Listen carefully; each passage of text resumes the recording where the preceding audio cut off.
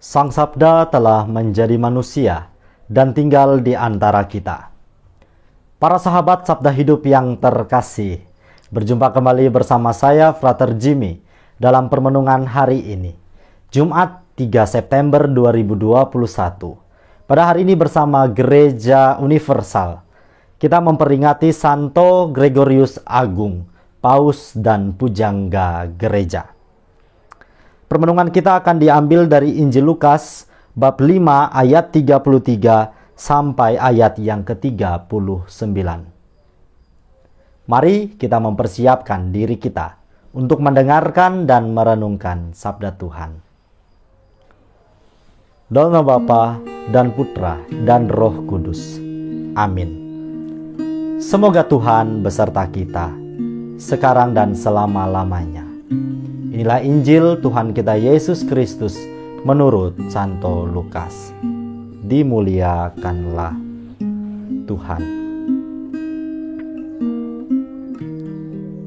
Orang-orang Farisi itu berkata pula kepada Yesus, "Murid-murid Yohanes sering berpuasa dan sembahyang.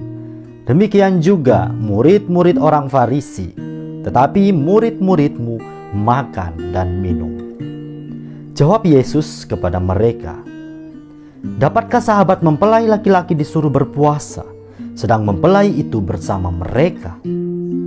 Tetapi akan datang waktunya apabila mempelai itu diambil dari mereka. Pada waktu itulah mereka akan berpuasa."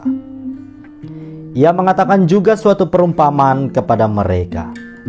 Tidak seorang pun mengoyakkan secari kain dari baju yang baru untuk menambalkannya pada baju yang tua. Jika demikian, yang baru itu juga akan koyak, dan pada yang tua itu tidak akan cocok kain penambal yang dikoyakan dari yang baru itu. Demikian juga, tidak seorang pun mengisikan anggur yang baru ke dalam kantong kulit yang tua, karena jika demikian, anggur yang baru itu akan mengoyakkan kantong itu, dan anggur itu akan terbuang, dan kantong itu pun hancur.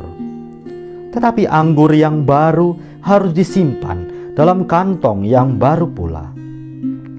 Dan tidak seorang pun yang telah minum anggur tua ingin minum anggur yang baru, sebab ia akan berkata, anggur yang tua itu baik. Demikianlah sabda Tuhan. Terpujilah Kristus. Para sahabat sabda hidup yang terkasih, dimanapun Anda berada, salam sehat dan sukacita untuk kita semua.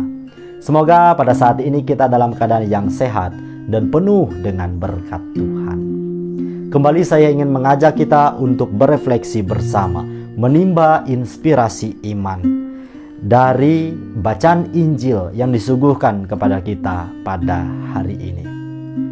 Kembali Yesus mengkritik orang-orang Farisi, di mana telah kita dengar ceritanya dalam Injil tadi terjadi dialog antara orang-orang Farisi dan Tuhan Yesus. Kelompok orang-orang Farisi ini memprotes, lagi-lagi protes kepada Yesus tentang hal berpuasa. Mengapa kok Yesus dan murid-muridnya tidak berpuasa? Tidak seperti halnya orang-orang Farisi, juga mereka membandingkan dengan murid-murid dari Yohanes. Para sahabat sabda hidup yang terkasih, gambaran yang digunakan oleh Yesus untuk mengkritik perihal kebiasaan orang-orang Farisi ini amatlah indah, di mana Tuhan Yesus menggambarkan menggunakan dua macam perumpamaan. Tidak seorang pun mengoyakkan secari kain dari baju yang baru untuk menambalkannya pada baju yang tua. Jika demikian, yang baru itu juga akan koyak, dan pada yang tua itu tidak akan cocok kain penambal yang dikoyakkan dari yang baru itu. Demikian juga ia menggambarkan dengan anggur yang tua serta anggur yang baru. Para sahabat sabda hidup yang terkasih, gambaran yang digunakan untuk Tuhan Yesus pada hari ini ialah soal kemurnian iman kita. Iman yang murni lahir dari setiap pribadi yang mau secara terus-menerus membaharui diri. Yesus tentu saja menjadi pusat iman kita, di mana setiap hari kita senantiasa menimba semangat, meminta daya kekuatan untuk menjalani hari-hari pesiaran hidup kita di dalam nama Tuhan Yesus.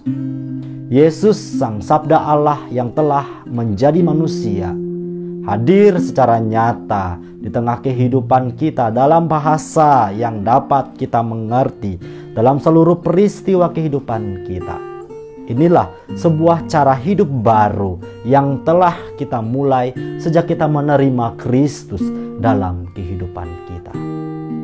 Sebagai pribadi yang dilahirkan menjadi manusia yang baru secara rohani, tentu tugas perutusan sekaligus tanggung jawab kita setiap hari tidak lepas dari upaya untuk terus membaharui diri.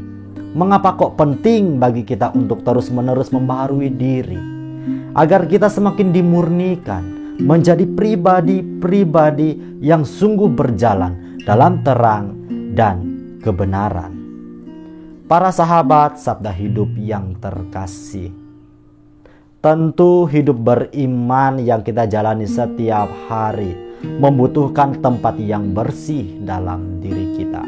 Ini menjadi salah satu gambaran yang mungkin mudah untuk kita terima, mudah untuk kita pahami.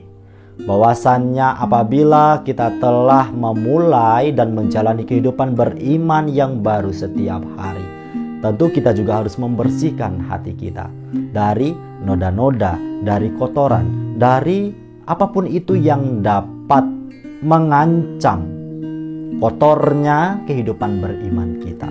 Maka penting bagi kita menyediakan tempat dalam hati kita, membersihkan tempat ini sebersih-bersihnya, agar kita dapat menerima Kristus secara utuh dengan hati yang murni. Para sahabat Sabda Hidup yang terkasih, mengapa menjadi penting bagi kita untuk memiliki hati yang baru setiap harinya? Bagaimana cara bagi kita untuk dapat memiliki hati yang baru setiap harinya? Tentu tidak lepas dari upaya membaharui diri dengan cara tobat dan olah rohani. Tobat bukan menunggu momen saat Natal maupun Paskah atau saat saya melakukan dosa-dosa besar, melainkan setiap hari kita perlu untuk memeriksa batin kita. Setiap hari kita perlu untuk mengakui kesalahan kita di hadapan Tuhan Allah, kemudian membuka hati, menerima kehadiran Yesus secara penuh. Biarkan cinta Kristus ini memenuhi hidup kita, sehingga kita pun merasa nyaman, merasa damai setiap harinya. Cara hidup yang baru yang ditawarkan di dalam Kristus ialah hidup dalam kasih.